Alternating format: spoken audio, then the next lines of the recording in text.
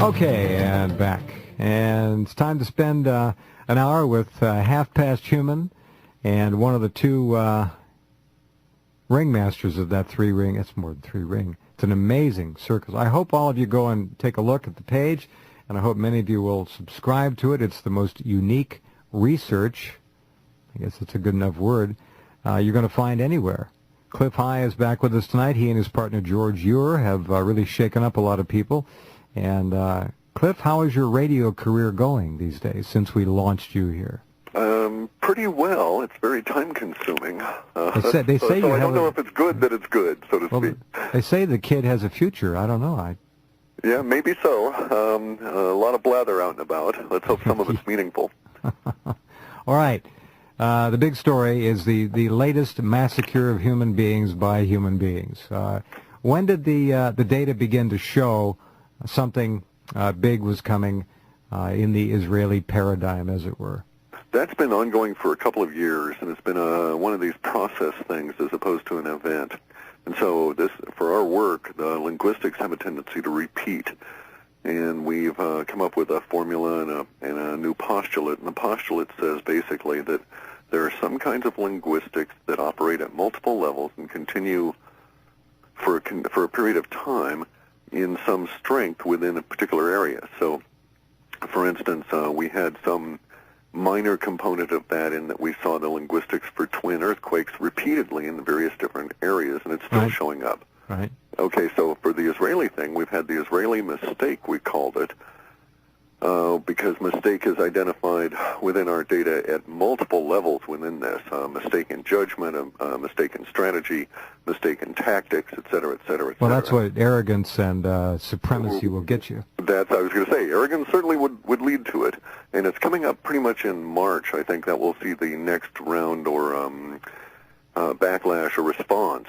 Well, they're right now militarily at kind of a point. They've completed the first part. They've surrounded Gaza City. Do they go in and completely turn it into Fallujah 2, or do they stop and play games? If they stop, then they clearly are going to show to some of their hardcore backers a measure of lack of resolve. Let's be diplomatic about it. The idea is to obviously liquidate these people or disperse, destroy, and otherwise reduce them to virtually nothing. That's right. Right, and it's really there's just huge levels of interconnectedness in this and our level of work on this. So the Israeli mistake is a process that actually began to heat up with the attacks in Ossetia when certain levels of Israeli documentation were seized by the Russians. Well, they were obviously pulling strings there with the tie eater, no doubt about it. Yeah, exactly so. And the theory advanced, which shows some credibility, was that if Ossetia had been able to be 100% Georgian, the Israelis could have used it as an air base to launch attacks on Iran and not have to overfly Iraq. That's right. Thus depriving Iran of the ability or the excuse for really raining hell down on our guys in Iraq. Mm-hmm. Okay, and so it was sort of a grand game, 18th century kind of thinking, which backfired because Putin was waiting, let them build up their forces, swooped in, and kicked butt. Now, the current level of the mistake we see as bringing up the language that we've had for about 9 months to a year around the word brutality, where an excessive level of force beyond all measure or any reason whatsoever would induce such horror. And we're seeing it played out now that we would have Israel become a pariah state. And this language has been out there since maybe 8 or 9 months. You'd have to ask George Ure about that explicitly because he keeps track of that. Well, this is all well and good, and the fact of the matter is Israel has been a pariah state since it was conceived. Yes, but this we're talking a different meaning in here. Well, let's be real clear about the linguistics. We're talking about an active level of pariah state such that international boycotts will soon spread all over the planet for all things Israeli. You mean anti-Semitism will run rampant? No one's against the Semitic peoples, which just include kidding. the Arabs and the Palestinians. These are just against the Zionists. Here's the wild part. The anti-Semitic aspect of the butchery going on right now is being perpetrated against the Semitic peoples involved, the Palestinians. Correct. Most of the Israelis, in fact, all the Israelis who run the country, are white-skinned Khazars. They're not that Semitic sure Israel. seems the case. Yes, Yeah. they're not in fact Semitic. No, no. And the dispersion of the diaspora of the Jewish peoples throughout history has pretty much blended out a lot of the original genomes in any event. Correct. Yep. Okay. And also then we also have to deal with one other level of this, and that is that incompetence is being shown within our data sets and has for at least the last year around the whole strategic initiative planned by the Zionists at this particular time. And it really came down to, within the descriptors, to not only bad strategy, but poor implementation of a bad strategy. Well, look what happened in southern Lebanon, I guess. Yeah, and we're expecting something worse in late February through March. Huh. Here's a little tiny bit. The latest report, the Alta report, is just out. Part 1 is out. Part 0. Excuse me, Part 0. Is that something to do with your computer background that you? That has to do both with the fact that I'm a programmer, and all programmers count from zero, as do most engineers. But also, Part 0 is a bridge, if you will. It takes the last of the longer-term data from the previous series and blends it with the immediacy data of this existing series. I thought so. Okay, all right. Now, here's a little quote from the part we're talking about.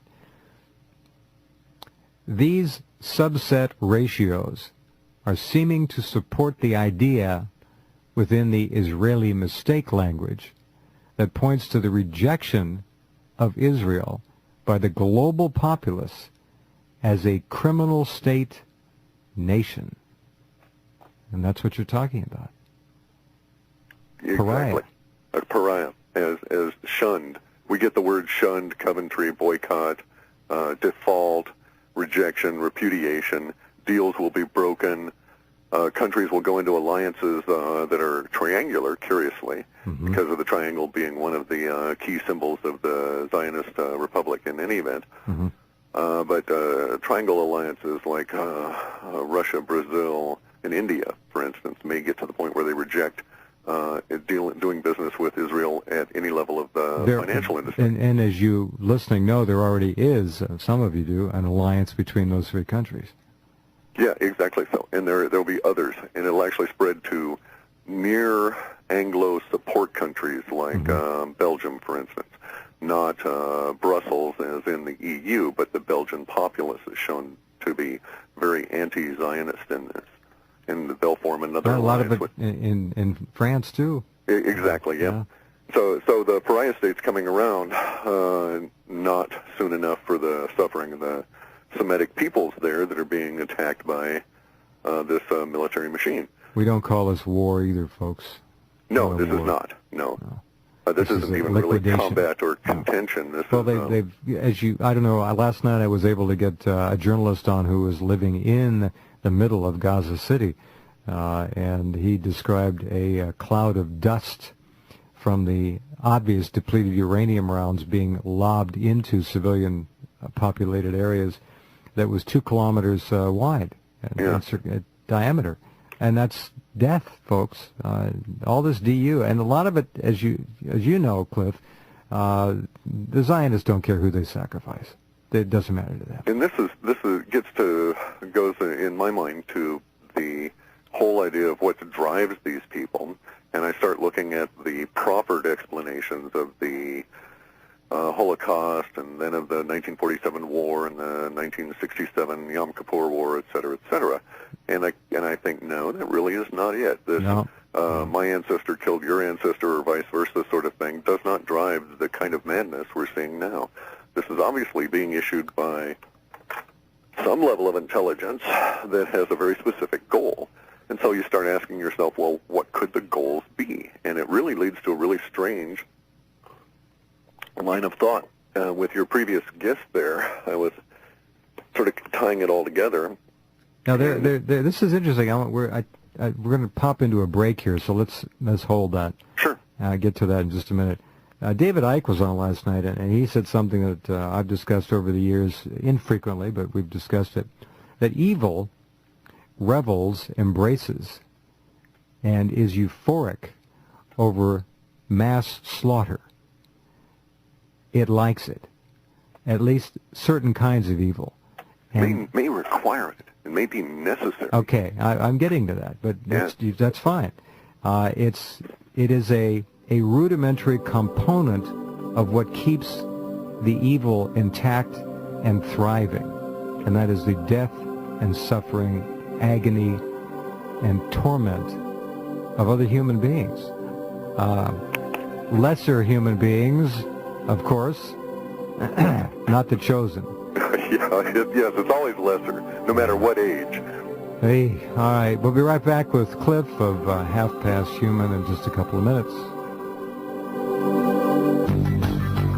Okay, back with Clif High of halfpasthuman.com. Our regards to George Ure, who is probably out there listening somewhere. And we have all kinds of things going on. Now, the big question in many people's minds